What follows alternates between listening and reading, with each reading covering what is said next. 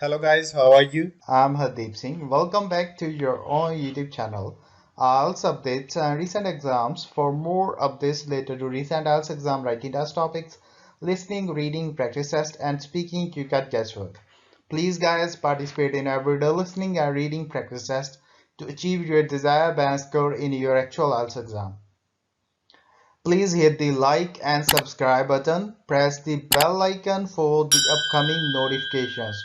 Don't forget like, subscribe and share my YouTube channel and my Facebook page, IELTS updates and recent exams. Now turn to part 1. You will hear a woman telephoning a travel agency for a hotel inquiry. First, you have some time to look at questions 1 to 5.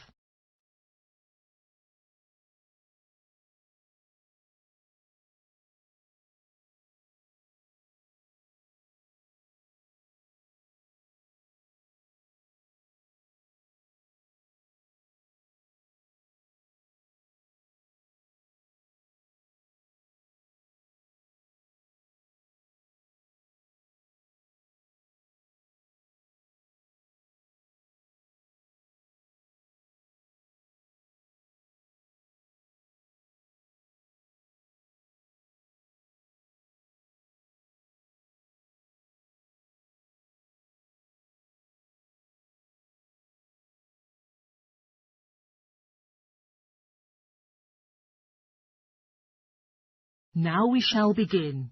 You should answer the questions as you listen, because you will not hear the recording a second time.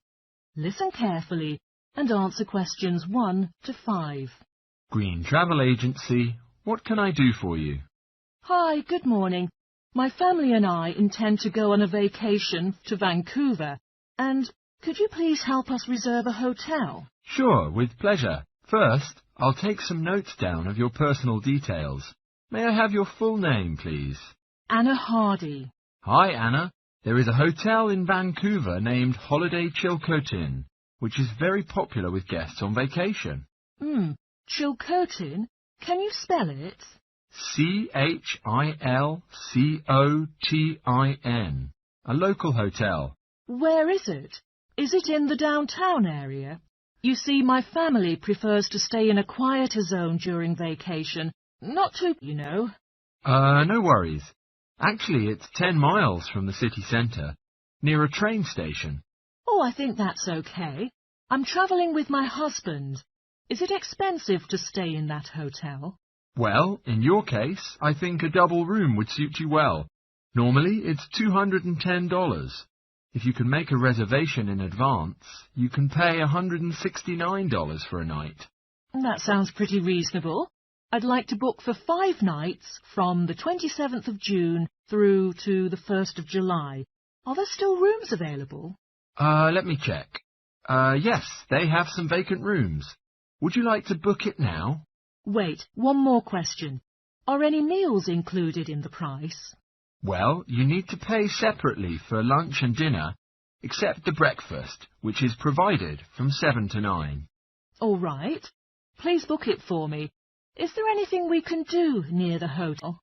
Yeah, it only takes 10 minutes to walk to a science museum sponsored by the City Council. Excellent.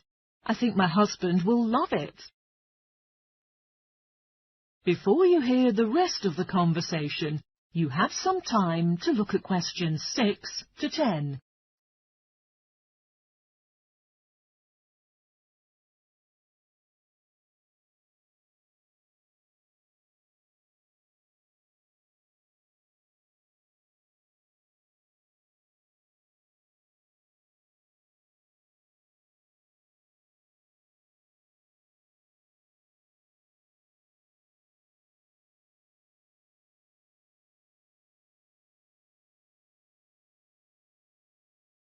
Now listen and answer questions 6 to 10. Are there any outdoor activities to recommend to us? Because we don't want to stay in a hotel all day. Oh, yes. If you like to go cycling, there is a shop near the hotel where you can rent a bike. Helmets are on sale, but you'll have to take your own boots. That sounds great. I think I'll do that. Also, it's a charming place for visitors who like to go mountain climbing. Oh, awesome! The hotel prepares 2 trips to a nearby mountain. One trip starts at 9 in the morning, and the other one is at 2 in the afternoon each day. You can just call reception to make a reservation, and it's free of charge. But please be careful of fires, which are not allowed. If you like, you can go fishing in the lakes. For camping, a tent can be borrowed for a rest from the driver. Oh, I can't wait. It sounds like a lot of fun. If you'd like some adventure, you can go hiking in the forest. Sometimes you can even see some black bears. Be careful. God, I really do not like to take risks while travelling. One last thing. There is a visit to an ancient gold mine every afternoon. If you're interested, just call reception. I think we will do that. Thank you so much for your help. You're more than welcome. That is the end of part 1. You now have 1 minute to check your answers to part 1.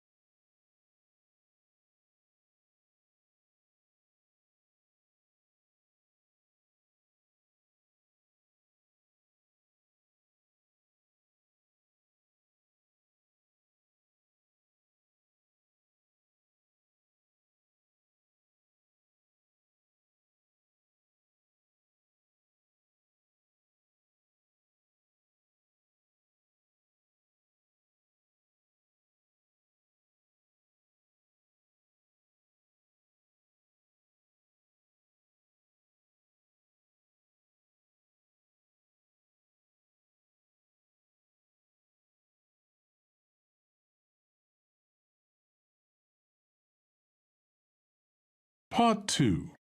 You will hear an introduction to a cycling holiday that the leader of a college campaign club is delivering to its members.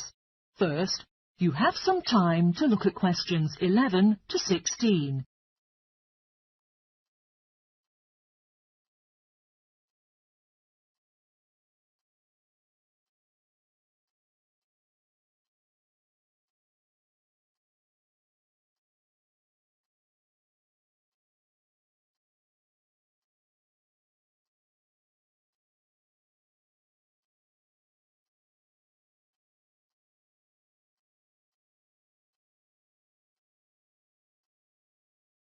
Now listen carefully and answer questions 11 to 16.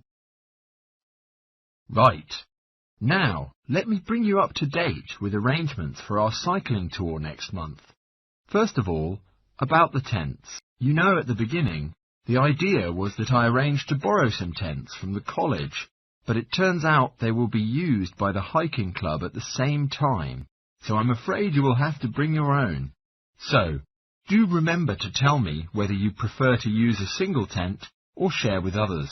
In this case, I'll know how many tents there'll be when I make the reservation at the various campsites. Last time, some of you said you would like to hire bikes and pick them up when you arrive, instead of taking your own. Well, I've asked lots of shops or agencies about bike hiring in St Andrews, the town where we'll be arriving, and unfortunately there aren't any shops that offer this service, so which, I'm afraid, means taking your own. I'll book them on the train when I book the train tickets, which reminds me, I'll need to know the exact number of people going too, so that I can get a group discount on the train fare. Another one that'll need to be booked is tickets for the football match we discussed last time. I've inquired about availability, and there are only a few seats left, so anyone who wants to go will need to get tickets very soon, ideally today or tomorrow. At our next meeting, I'll be able to give you all individual packs with the final program and something about the area we'll be cycling through and places we'll be visiting.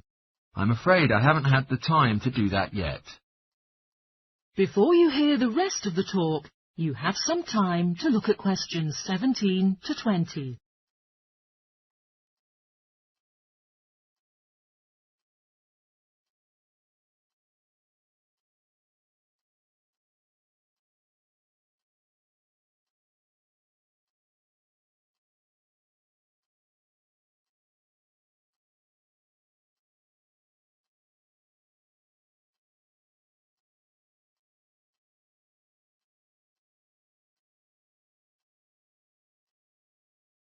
Now listen and answer questions 17 to 20. Now, I'll tell you briefly about some of the attractions in the places we'll be staying. As I said, we'll be taking the train to St Andrews, where there are 1 or 2 very good restaurants. One thing that's definitely worth visiting there is the sites where the original town was constructed nearly 1,000 years ago. There's not much of the original buildings left, but there's still plenty to see. The site is being excavated, and you'll be able to help out if you want to. Our next overnight stop will be in the village of Cluny. There are a number of ancient barns here that have been modernised into a museum, indicating the significance of sheep in the area over the centuries. The wool used to be sold for cloth, and it brought riches to the district. There are also several photos describing how agricultural workers lived. From there, we'll leave for Penally. Penally is well known for its museum of village life, but that's being refurbished at the moment and isn't likely to reopen by the time we go there. But there is an open-air farmers' market every day, selling fruits, vegetables, cheese and meat, all grown or processed within a few miles of the town and sold by the farmers themselves. It's definitely worth a visit. In Varlo, which is one of the oldest towns in the region, there's a museum that shows how horses used to be the most universal way of travelling around, and how they were gradually substituted by steam, and later, of course, electric trains, buses, cars and bicycles. Right, now I'll pass around this sheet of paper. That is the end of part 2. You now have 30 seconds to check your answers to part 2.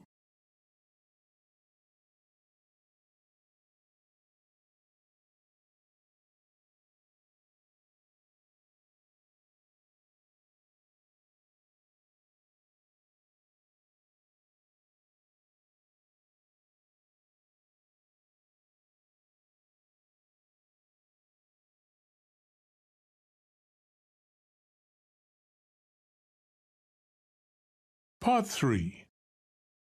You will hear a tutor and his student called Helen discussing the anthropology project she is researching. First, you have some time to look at questions 21 to 24.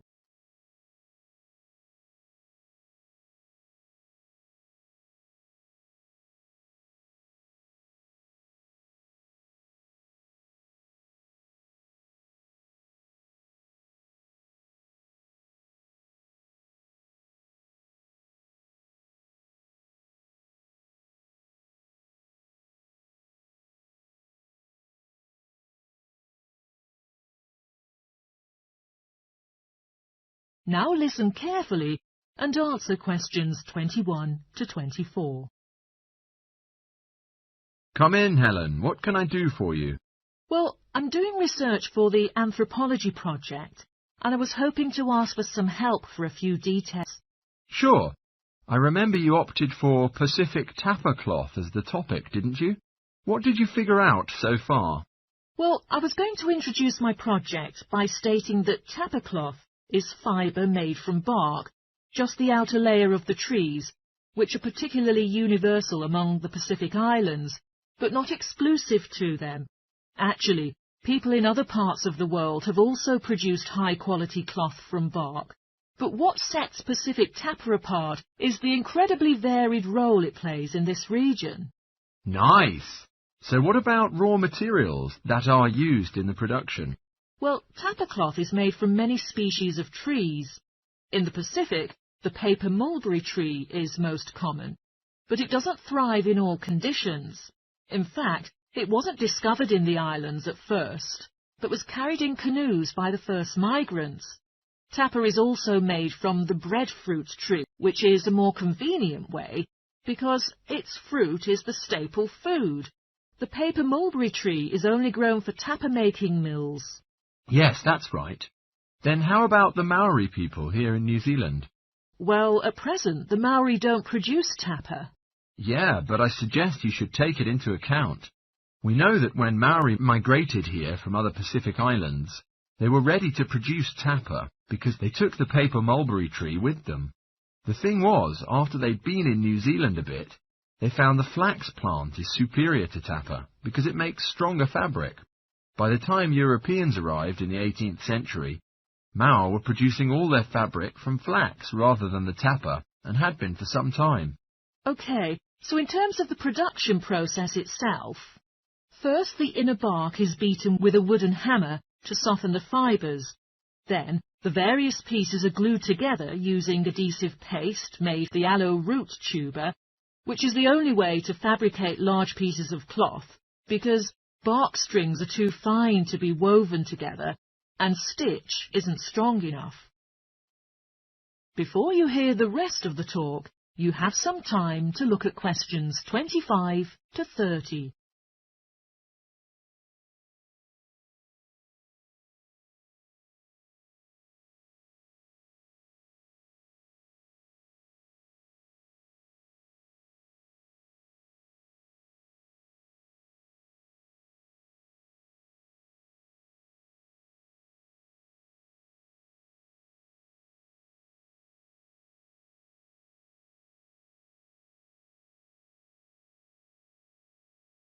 Now listen and answer questions 25 to 30. So now you should do more research on the details about different countries. Where should I go into now?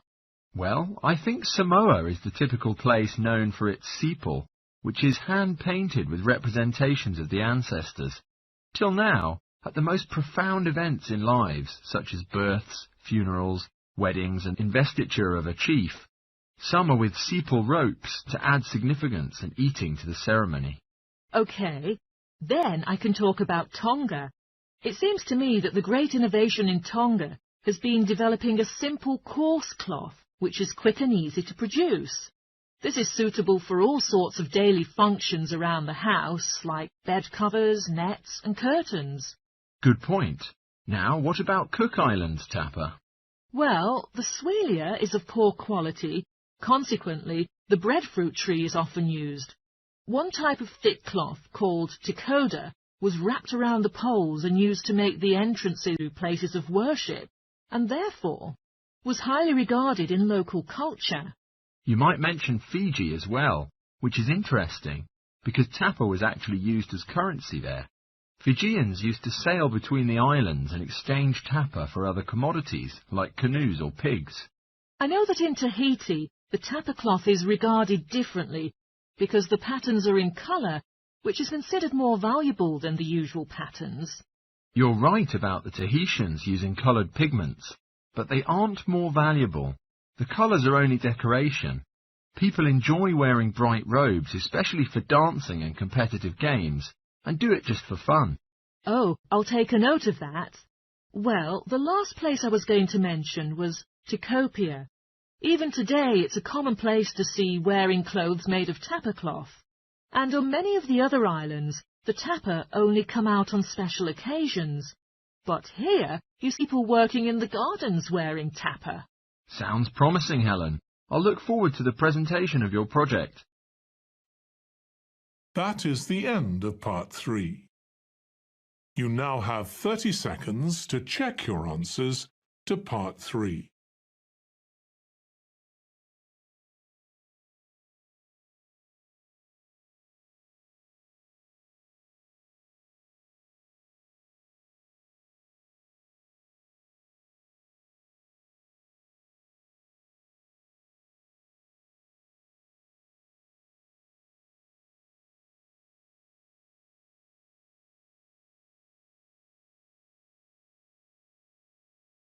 Part 4. You will hear a biology freshman at a university presenting his research findings on the survival strategies used by butterflies. First, you have some time to look at questions 31 to 40.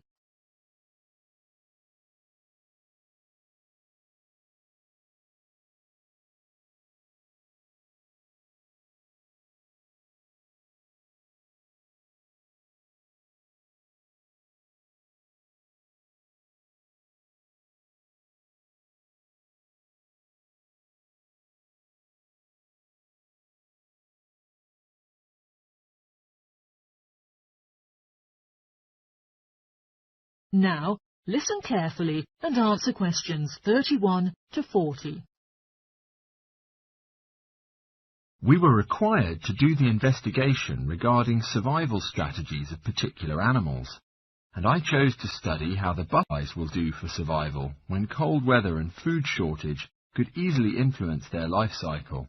I concentrated on a number of main strategies butterflies adopt to handle these harsh conditions: hibernation and migration.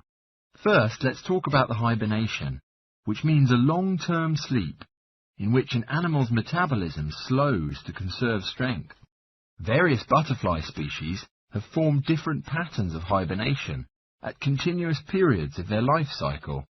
For example, the banded hair freak hardly hibernates in its full-grown adult form, but as an egg, and another species, the dappled white, breathes during the winter in a crystallized stage, and during this time it's able to draw on the energy it stimulated earlier on in its larval stage. Though the slowing of the metabolism in hibernation functions with many of the difficulties faced in winter, it can't prevent them all. In addition, some butterflies have extra plans for survival. For instance, they develop a substance in their blood, usually in glycerol or sorbitol, which serves as antifreeze, thereby adding extra resistance against lower temperatures. Actually, there is a positive side to the cold weather. Fewer predators exist to cause problems. This is because they're mainly active in warm weather. So, now let's move on to the second type of survival strategy the butterflies used in winter: migration. That means moving to regions with a more suitable environment. I'm going to start this topic with a detailed study about particular cases of migratory species: the monarch butterfly. Many butterfly species found in various zones of the world migrate, like the red admiral, a British butterfly which winters in North Africa, but the monarch butterfly is the sole example to do this in North America. At any stage of the life cycle, the monarch cannot survive in the low winter temperatures, so when it gets cold, the monarchs begin to gather in huge groups and fly south. They can travel up to 3,500 miles. But only the last summer generation of monarchs migrate. Normal generations only live for a maximum of 10 days. In fact, the last migration generation, as reported, do for 6 months, which enables them to take such a long journey. These huge teams of migrating monarchs only fly during daylight hours, and at night they usually have a rest in trees, again often in vast groups. Research is now being done into what encourages them to reach the destination. It has been known for years that they find their way on the journey by following rivers, and there are a few of these along the migratory route. However, the new research indicates that they may also treat the sun as a navigational aid.